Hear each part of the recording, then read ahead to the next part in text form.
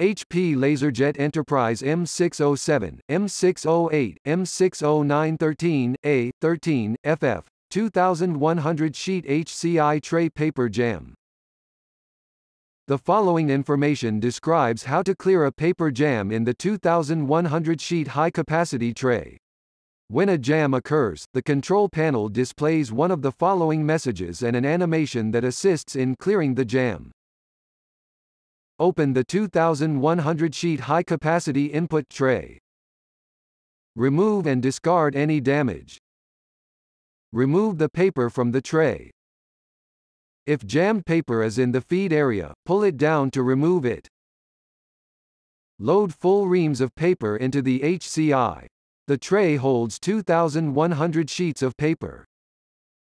Close the HCI door.